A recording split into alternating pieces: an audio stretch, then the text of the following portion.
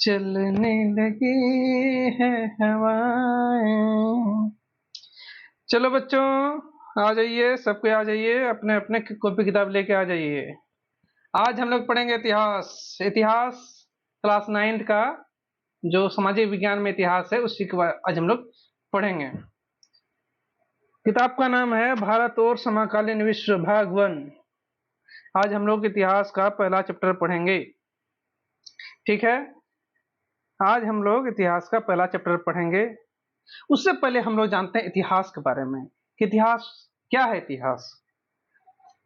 इतिहास मतलब बीते हुए समय का क्रमबद्ध अध्ययन। जो समय बीत गया है उसका यदि हम लोग सिलसिलेवार ढंग से स्टडी करते हैं उसी को हम लोग कहते हैं इतिहास। क्या कहते हैं? इतिहास। ठीक है, इतिहास हमारे भारत का इतिहास को हम लोग जानने के लिए तीन तरह से हम लोग इतिहास को पढ़ते हैं। तीन तरह से इतिहास को हम लोग पढ़ते हैं। हमारे भारत का जो इतिहास है हम लोग पढ़ते हैं उसको, उसमें प्राचीन भारत का इतिहास। क्या पढ़ते हैं? प्राचीन भारत का इतिहास। किताब कॉपी निकाल के बैठो बाबू, ऐसा मत बैठो। गाना सुनने नहीं आया, फिल्म देखने नहीं आया, किताब कॉपी निकालो बढ़िया से, तब पढ़ने बैठो। चलो, दूसरा है मध्यकालीन। मध्यकालीन क्या है? मध्यकालीन। देखो मेरा राइटिंग थोड़ा खराब है, एडजस्ट कर लेना। मध्यकालीन भारत का इतिहास। और तीसरा है आधुनिक भारत का इतिहास। आधुनिक भारत का इतिहास।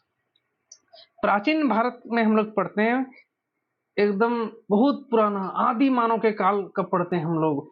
फिर उसके बाद पढ़ते हैं आदि मानव का काल कैसे मतलब मानव विकास होते गया, मनुष्य कैसे बसते गया। फिर हम लोग पढ़ते हैं, हम लोग सुना होगा पूरा पाषाण काल, ताम्र पाषाण काल, नव पाषाण काल, मध्य पाषाण काल, इस सबको नाम सुना होगा। उस सब हम लोग पढ़ते हैं प्राचीन भारत में।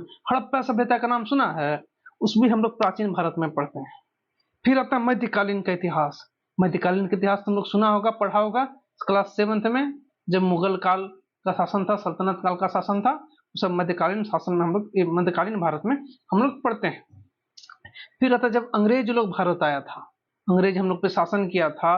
अंग्रेज और बहुत सारी विदेशी विदेशी जो व्यापारिक कंपनी आई थी जो हम लोग के ऊपर शासन की थी, वो हम लोग आधुनिक भारत के इतिहास में पढ़ते हैं। तुम लोग क्लास 8 में पढ़ा होगा।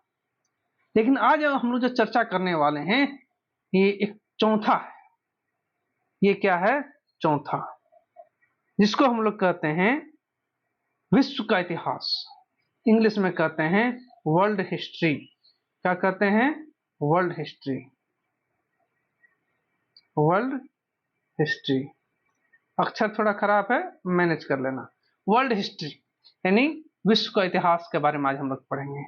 विश्व का इतिहास कि विश्व में क्या चल रहा था जब हमारे भारत का में ये दौर था, उस समय विश्व की क्या स्थिति थी। तुम लोग को बताते चलें इतिहास, जिसके पिता हेरोडोटस को कहा जाता है। हेरोडोटस नाम बढ़िया से लिख लो, कॉपी कलम निकाल के बैठा है ना, फिल्म देखने ना बैठा बाबू। एक नाम याद रखना, नाम याद रखना, हेरोडोटस। क्या नाम रखेगा? हेरोडोटस।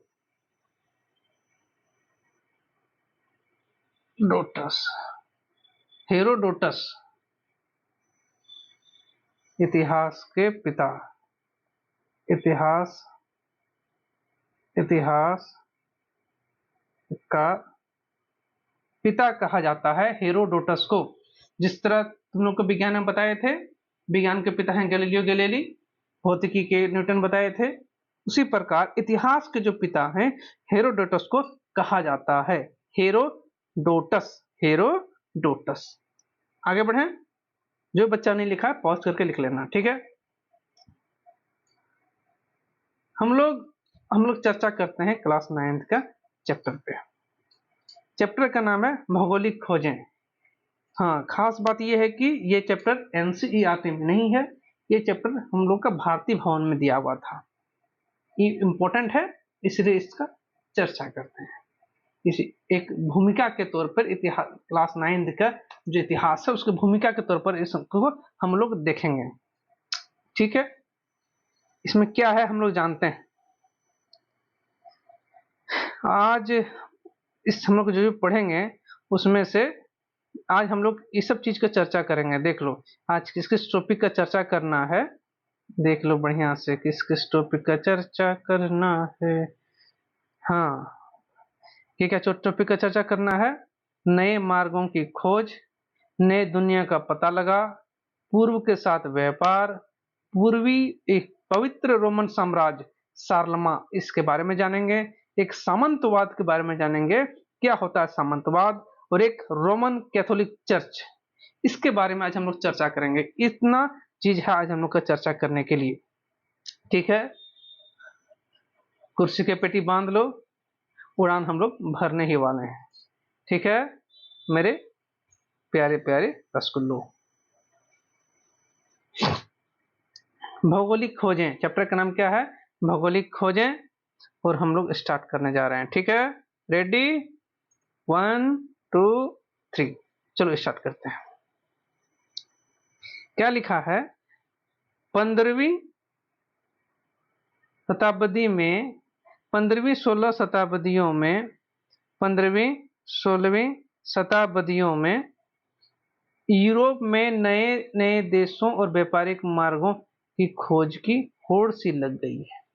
समझो क्या कह रहा है? 15वीं 16वीं शताब्दियों में यूरोप में नए देशों और व्यापारिक मार्गों की खोज की होड़ सी लग गई थी। अब यहाँ पर मतलब समझो, कहना क्या चाहता है यहाँ पर, मतलब समझो कि कहना क्या चाहता है। 15वीं 16 शताब्दी, यहाँ पर 15वीं या 16 शताब्दी का अर्थ क्या समझा तुम लोग? 15वीं शताब्दी मतलब क्या हो गया? 1500? नहीं, 15वीं शताब्दी का अर्थ होता है 1401 से लेके 1500 ईस्वी, ईस्वी ईस्वी सन, मतलब 1401 से 1500 ईस्वी सन का बात कर रहे हैं। ये हो गया 15वीं शताब्दी, 15वीं शताब्दी। हाँ, पहले ही बोल चुके हैं मेरा राइटिंग खराब है बाबू, मैनेज कर लेना, मत बोलना सर आपका राइटिंग ठीक नहीं है, बेइज्जती मत करना। हाँ, जिस तरह 15वीं शताब्दी 1401 से लेके 1500 ईस्वी तक होता है, उसी प्रकार 16वीं शताब्दी मतलब 1501 से लेके 1600 ईस्वी का हम लोग चर्चा करते हैं।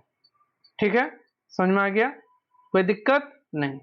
चलो आगे बढ़ते हैं, आगे हम लोग बढ़ते हैं। न, न, न, न। क्या लिखा है? यूरोप में, हाँ,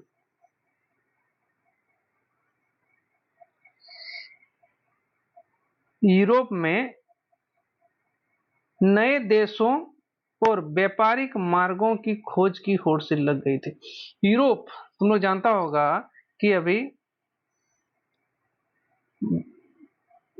विश्व में कितना महादेश है? बताओ, सोचो, कितना महादेश है? 7 महादेश है। कितना महादेश है? 7 महादेश है। 7 महादेश है विश्व में। कितना महादेश? 7। हम लोग जैसे एशिया हो गया, उत्तरी अमेरिका हो गया, दक्षिण अमेरिका हो गया, ऑस्ट्रेलिया हो गया, उसी प्रकार एक महादेश का नाम है यूरोप। क्या नाम है? यूरोप। क्या नाम है? यूरोप।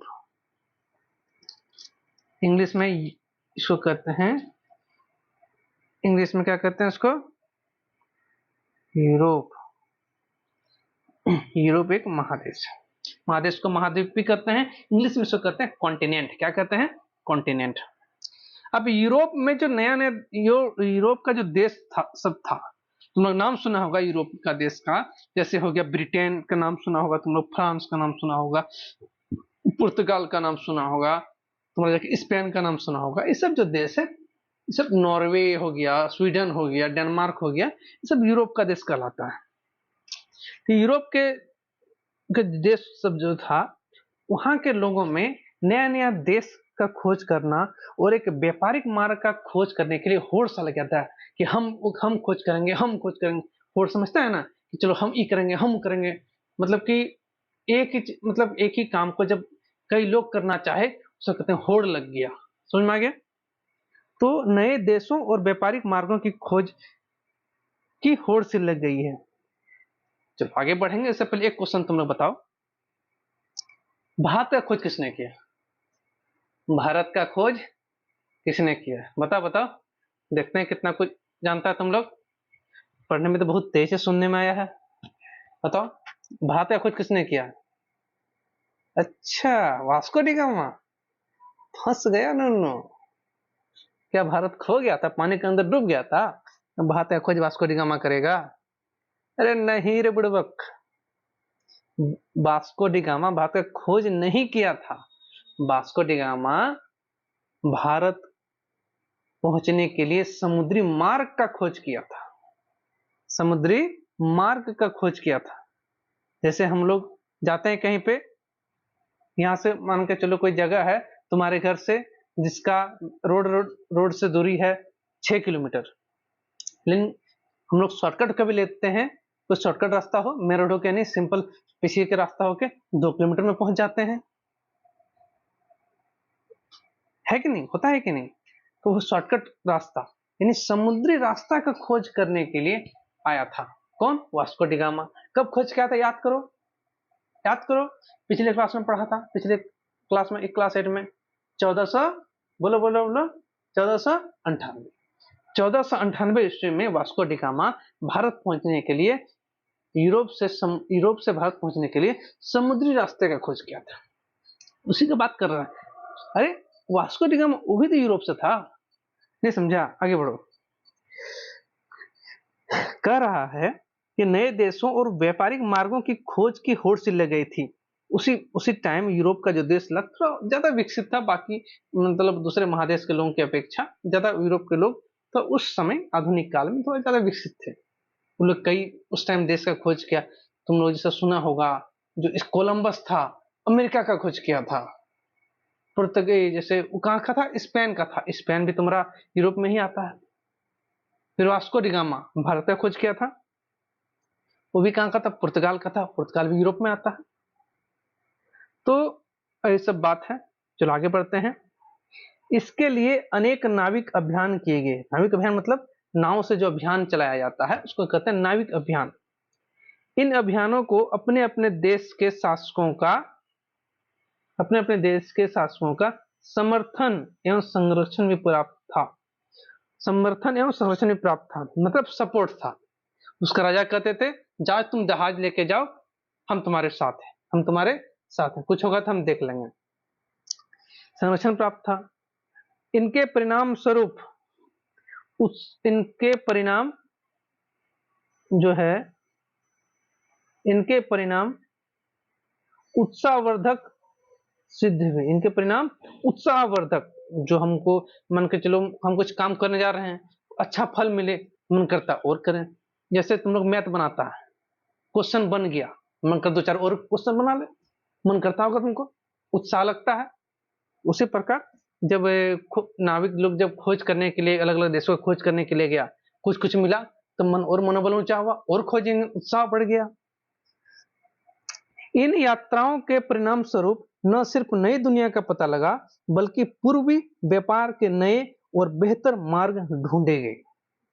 अब देखो क्या कहता है, बोलता है इन यात्राओं के परिणाम स्वरूप न सिर्फ नई दुनिया का पता लगा। अब यूरोप के लोग, यूरोप मान के चलो कुआं का मेढक है, अब कुआं के मेढक को तुम पोखर में डाल देगा, उसको लगेगा नहीं अरे इतना बड़ा दुनिया होता है, इतना बड़ा दुनिया होता है। अब यूरोप के लोग अपना कॉन्टिनेंट में ही, अपना महादेश में ही था, कभी दूसरा महादेश गया नहीं। उसको यदि दूसरा महादेश जाने का मौका मिल गया, उसको लगेगा कि नहीं इतना बड़ा देश भी होता है, अरे यूरोप का देश सब कितना बड़ा बड़ा होता है। हम लोग के यहाँ एक जिला के बराबर एक देश बन गया वहां पे, और हम लोग का भारत देखो विशाल भारत है। अरे उस समय तो आज का पाकिस्तान जिसका हम लोग आज ठोक रहे हैं, आज का पाकिस्तान बांग्लादेश हम लोग एक साथ थे। सोचो भारत कितना बड़ा था, विशाल भारत था। और लोग को लगता होगा इतना बड़ा देश भी होता है। मान के चलो वहां का मेढक को तुम पोखर में छोड़ देगा तो खुश लगे कि नहीं इतना बड़ा कुआं भी होता है। तो उसी प्रकार का बात है। उन लोग को लगता था कि ये तो नया दुनिया है, वहाँ के लोग जैसे यूरोप का लोग गोरा गोरा लोग था, यहाँ पे हम लोग का भारत आया, फिर या फिर दूसरा देश गया, वहाँ का मुंह का कटिंग अलग है। तुम चाइना चल जाओ, मुंह का कटिंग कितना बदल जाता है, चेहरा का रौनक बदल जाता है, हाइट बदल जाता है। यहाँ का हम लोग का देश का, हम लोग जिसको गोरा बोलते हैं, वो लोग, अंग्रेजी लोग उसको काला बोलता है, क्योंकि हम लोग से वो बहुत ज्यादा गोरा होता है कि नहीं। तो उन लोग के लिए लगा ये तो नया दुनिया है। तो यहाँ पे एक वर्ड आया, पूर्वी व्यापार के नए और बेहतर मार्ग ढूंढे गए। यहाँ पर पूर्वी व्यापार का मतलब तुम समझा, पूर्वी व्यापार क्या कहना चाह रहा है। अब देखो, ये समझने वाली बात है, यहाँ पे सोचो कि पूर्वी व्यापार के नए और बेहतर मार्ग ढूंढे गए। पूर्वी व्यापार किसको कह रहा है, यहाँ पे हम लोग मैप देखेंगे, मैप में तुमको समझाएंगे कि पूर्वी व्यापार यहाँ किसको कहना चाह रहा है। अंग्रेज यूरोप पूर्वी व्यापार किसको कहना चाह रहा है। देखो मैप देखो, तुम लोग होशियार बच्चा है, मैप नहीं देखेगा तो समझ में तुम लोग को नहीं आएगा। देखो ये है ये है रुक जा जा मुन्ना रुक जा, ये कलर लेते हैं। चलो ये देखो 0 डिग्री दिख रहा है, हाँ 0 डिग्री दिखा ना, ये 0 डिग्री, ये तुमको जो 0 डिग्री दिख रहा है, ये 0 डिग्री, इसके 0 डिग्री के राइट साइड में ये जितना हो गया पूरब का देश हो गया, और इसके पूरब साइड में जितना भी, राइट साइड में जितना भी देश हो गया पूरब का देश हो गया, और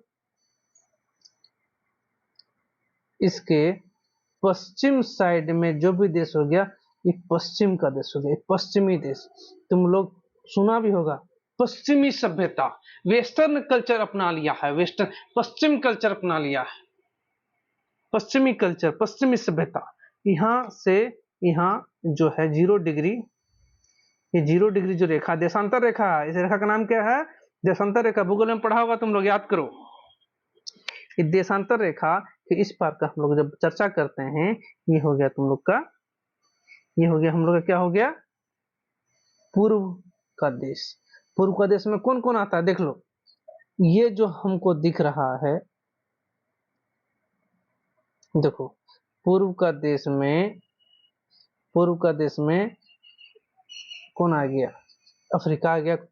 अफ्रीका का कुछ पार्ट, अफ्रीका का कुछ पार्ट देखो, ये अफ्रीका है, ये एशिया है, समझ में आ गया, एशिया है। देखो यूरोप का भी कुछ भाग है, यूरोप का भी कुछ भाग पूर्व का देश में आता है। लेकिन जनरली पूर्व का देश का हम लोग जब बात करते हैं, पूर्व मतलब ये ये क्षेत्र, ये क्षेत्र हम लोग पूर्व का देश कहते हैं। इस क्षेत्र का कहते हैं, इस क्षेत्र, इस रीजन को पूर्व का देश कहते हैं। समझ में आ गया, इस क्षेत्र का कहते हैं पूर्व का देश। पूर्व का देश का चर्चा कर रहा है, पूर्वी देश, पूर्वी देश का बात कर रहा है इस क्षेत्र को, इस सब क्षेत्र को पूर्व का देश कहा गया। समझ में आ गया। पूर्व का देश में देखो कौन सी यहाँ पर देश का नाम देखो, चाइना दिख रहा है, इंडिया दिख रहा है, तो ये सब जो है सब पूर्व का देश में आता है, ठीक है। तो पूर्व के साथ व्यापार, पूर्व के साथ व्यापार और बेहतर मार्ग ढूंढे गए। तो पूर्वी व्यापार मतलब पूर्व के देश के साथ व्यापार। देखो पूर्व के साथ व्यापार क्यों करना चाहता था, पूर्व के देशों के साथ व्यापार क्यों करना चाहता था।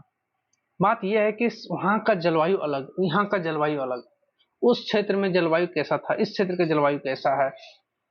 हम लोग का जो एशिया महाद्वीप है, खास खासकर हम लोग का भारत हो गया, इधर चाइना हो गया, इधर जो है खेती का मतलब कृषि का अच्छा खासा विकास हुआ है, खेती का अच्छा खासा विकास हुआ है।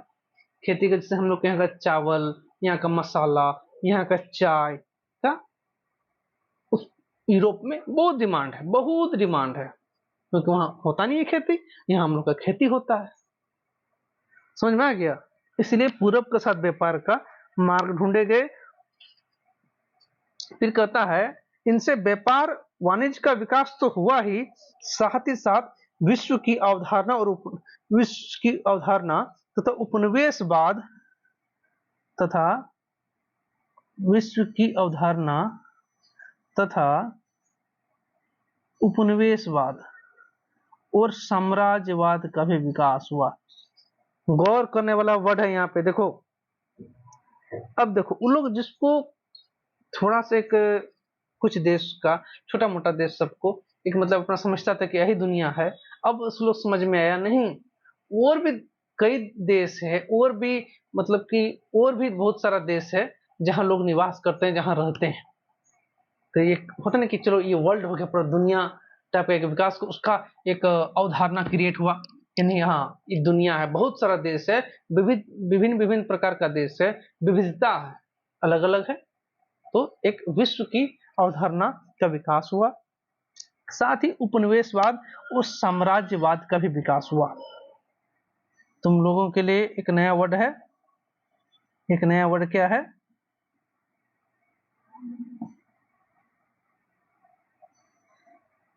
उपनिवेशवाद। उपनिवेशवाद, इस वर्ड के बारे में कभी सुना है? उपनिवेशवाद, उपनिवेशवाद। और यहाँ क्या है? साम्राज्यवाद। उपनिवेशवाद, उपनिवेशवाद किसको कहेंगे? जानता है? कभी सुना है उपनिवेशवाद के बारे में? क्या होता है उपनिवेशवाद? फिर क्या साम्राज्यवाद क्या होता है? साम्राज्यवाद और उपनिवेशवाद दोनों आपस में बहुत तगड़ा चीज है। उपनिवेशवाद, ध्यान सुनो इस बात को। उपनिवेशवाद मतलब किसी को अपना गुलाम बना लेना, अपना उपनिवेश बना लेना, वही उपनिवेशवाद है। जैसे भारत जो था अंग्रेजों का उपनिवेश था, जैसे भारत जो था अंग्रेजों का उपनिवेश था। भारत सहित कई ऐसे देश थे, लगभग विश्व में अधिकांश देश अंग्रेजों के उपनिवेश थे, यानी ये था उपनिवेशवाद। अब साम्राज्यवाद क्या होता है? तुम लोग को देखा होगा रामायण महाभारत में कि राजा लोग अपना क्षेत्र को बढ़ाने के लिए घोड़ा छोड़ते थे, ये घोड़ा मेरा जहां तक जाएगा वो क्षेत्र मेरा, अपना साम्राज्य का विस्तार, अपना साम्राज्य का विस्तार करता था। उसी प्रकार अंग्रेज जहां जहां अपना आधिपत्य जमाया, जिसको जिस जिस जिस जिस क्षेत्र को अपना उपनिवेश बनाया, उसको साम्राज्य बढ़ते गया। तुम लोग सुना होगा 8वां क्लास में पढ़ा होगा कि 1857 के बाद 1857 का जो हुआ था पहला स्वतंत्रता संग्राम, उसके बाद क्या बोला गया था? अब भारत ब्रिटिश सत्ता के अधीनस्थ है। किसका अधीनस्थ है? ब्रिटिश सत्ता के, यानी ब्रिटिश राज्य के अंदर हम लोग आ गए थे। तो सोचो ये ब्रिटिश राज्य, थोड़ा सा ब्रिटिश कितना, ब्रिटेन कितना बड़ा देश है, एक छोटा सा पिद्दी सा देश है, और सोचो हम लोग का देश कितना बड़ा, ब्रिटेन जैसा 50 का आ जाएगा। वो हमारे देश पर शासन कर रहा है, यानी अपना जिसका क्षेत्र था, क्षेत्र का विस्तार किया, अपने साम्राज्य का विस्तार किया। भारत सहित लगभग पूरे विश्व में ब्रिटेन का शासन था।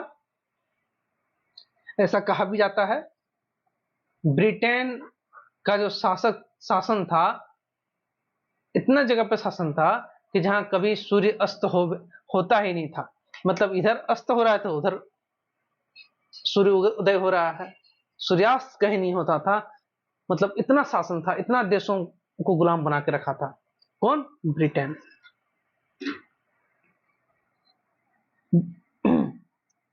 कहता है जिससे बाद के विश्व इतिहास को गहरे रूप से प्रभावित किया। भौगोलिक खोजों ने यूरोप में आधुनिक युग के आगमन की पृष्ठभूमि भी तैयार कर दी। भौगोलिक खोज जब हुआ यूरोप का, अब इतना खोज होने के बाद अब भौगोलिक खोज जो हुआ यूरोप में आधुनिक युग का जो आगमन हो रहा है, उसके पृष्ठभूमि में तैयार कर दिया कि अब आधुनिक युग कैसा होगा। ये है विश्व इतिहास का भूमिका। भूमिका हम लोग देखे कि इतना चीज हम लोग आज जानने को मिला, इतना चीज हम लोग को सीखने को मिला, नया नया चीज सीखे हम लोग। समझ में आया? किसी को कोई दिक्कत, कोई परेशानी? यदि कोई परेशानी है, समझ में नहीं आया है, तो कमेंट में बताएं। और अभी तो हम धीरे धीरे वीडियो स्टार्ट ही कर रहे हैं, नया यूट्यूब चैनल है मेरा। यदि इसमें कोई सुझाव भी देना चाहें, बिल्कुल सुझाव देना है, कोई दिक्कत नहीं, बिल्कुल सुझाव देना है। ठीक है, धन्यवाद, मिलते हैं अगले क्लास में। Tata, bye bye, thank you. मन ला के पढ़ना है और रिवीजन करके आना है। कल हम लोग अंधकार युग की अवधारणा के बारे में पढ़ेंगे। अंधकार युग, अंधेरा कायम हो। अरे शक्तिमान वाला नहीं, यूरोप का अंधकार युग की अवधारणा है। चलो ठीक ठीक, बाय बाय, टाटा, मिलते हैं नेक्स्ट क्लास में। Okay, bye bye.